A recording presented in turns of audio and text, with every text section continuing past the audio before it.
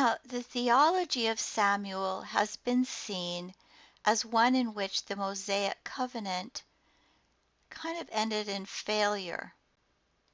But there is a new beginning on Mount Zion. In a minute, we'll look at parts of Psalm 78, which expresses this. And in a sense, the Mosaic covenant is pushed into the background, at least temporarily.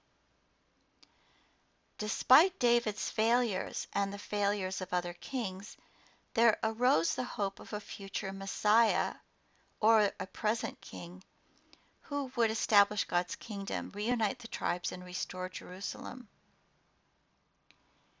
Ambiguity of all of this is that there is always tension from the tribes and from that original confederacy of tribes, where a certain independence of the tribes was held to. There are those who have seen that the people are no longer bound by covenant allegiance to Yahweh at a central sanctuary, but bound politically on the basis of contract between the king and the people. One could say between a covenant between the king and the people, and conflict is going to arise between these two conceptions. Let's look at this, the way this is expressed in Psalm 78. What has happened is that throughout the book of Judges, the people have put God to the test and rebelled against the Most High. And again, they do not keep his laws and statutes. They are not faithful. They go after other gods. And we have here in 60 and 61, he abandoned the tabernacle of Shiloh, the tent he had set up among humans. He sent the ark of his might into captivity, his splendor into the hands of the enemy. But then it talks of the Lord awaking from sleep, as of from sleep. He rejected the tents of Joseph. He did not choose the tribe of Ephraim, but he chose the tribe of Judah, Mount Zion, which he loved. He built his sanctuary like the heights, like the earth that he established forever. He chose David his servant and took him from the sheep pens. And David shepherded them with integrity of heart, with skillful hands he led them.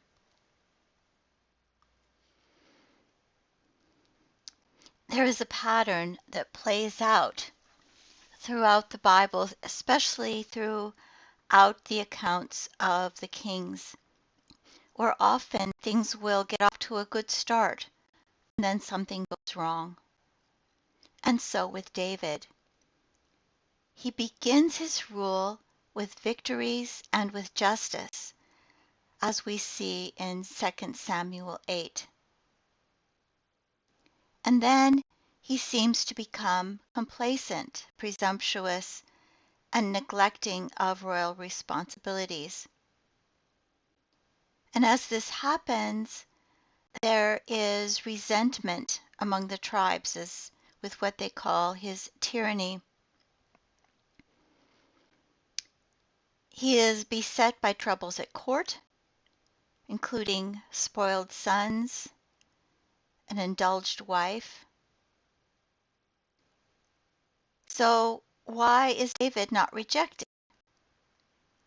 For the sake of the covenant that we saw in 2 Samuel 7, David is punished but not rejected. However, God's promise to David is under threat. One by one, the various heirs to the throne drop out. This is similar to the pattern we find in Genesis, where promises are made by God, and then there are a series of threats or questions. How will the promise be fulfilled?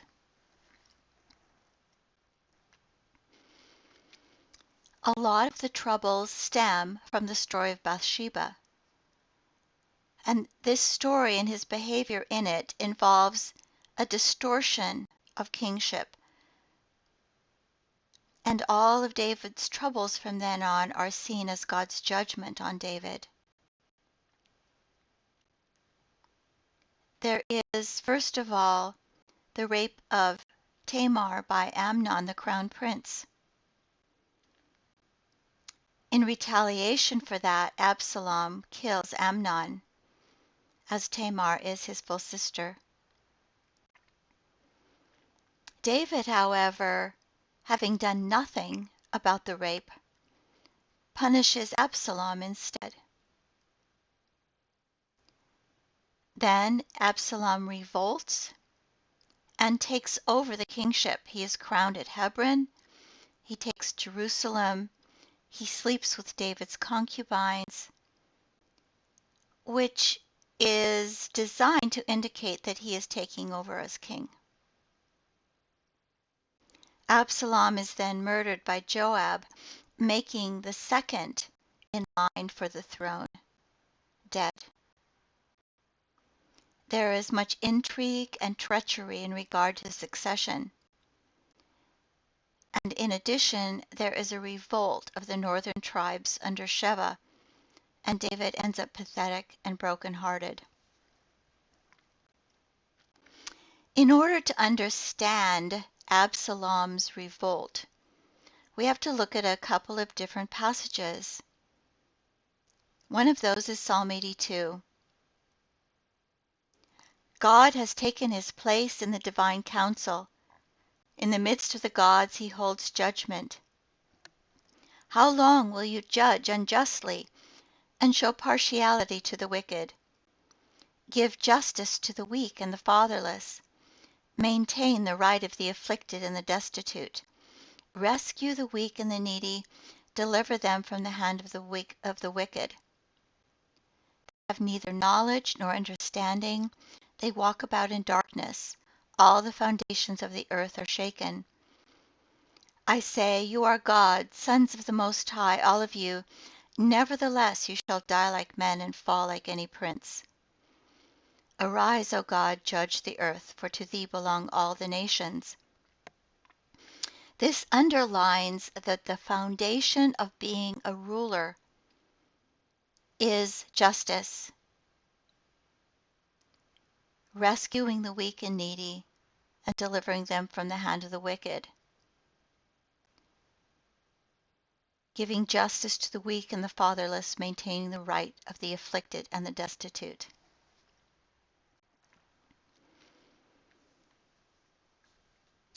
When Absalom begins his revolt against David, he begins by standing outside the gate.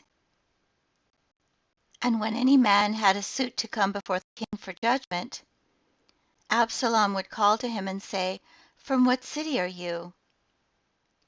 And when he said, "Your servant is of such and such a tribe in Israel," Absalom would say to him, "See, your claims are good and right, but there is no man deputed by the king to hear you." And he would say, "Oh, that I were judge in the land, then every man with a suit or cause might come to me, and I would give him justice." So Absalom is accusing David of not doing justice. We see also in the legend of Karat or Kirta, a Ugaritic text from about 1200 BC, which has a similar theme. And in it, Karat or Kirta is accused of letting his hand fall into mischief, judging not the cause of the widow, nor adjudicating the case of the wretched, not driving out those that prey on the poor, not feeding the fatherless or the widow. Instead, he has been on his sick bed and not carrying out his duties as king. And his son at that point says, "Descend from the kingship, I'll reign.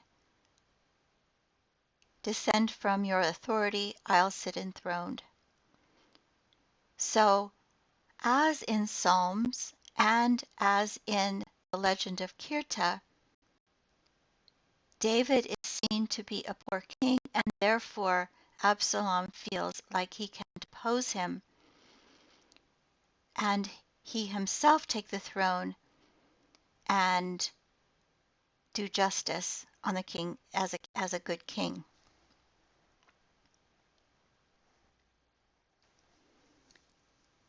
Now, the chronicler's view of David is a much more positive one. The chronicler sees David as more heroic. Negative events are left out.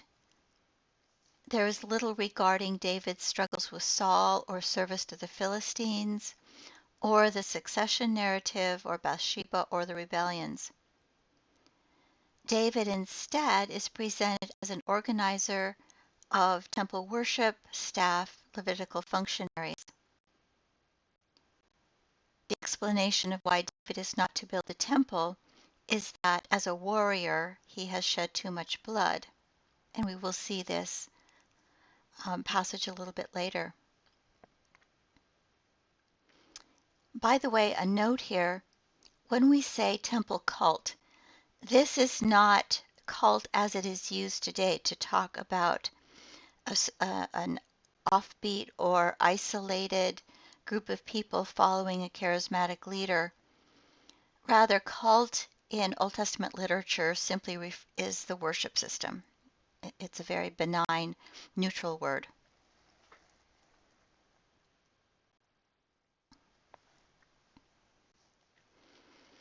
Here is the passage from Chronicles, which gives the reason that David is not to build a temple.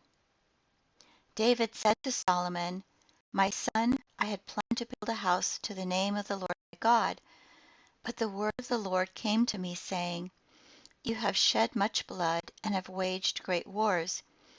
You shall not build a house to my name, because you have shed so much blood in my sight on the earth." And then he talks about a son being born, "For his name shall be Solomon, Shlomo, and I will give peace, Shalom, and quiet to Israel in his days. He shall build a house for my name." There's a play of words here between the word Solomon and the word for peace, Shalom.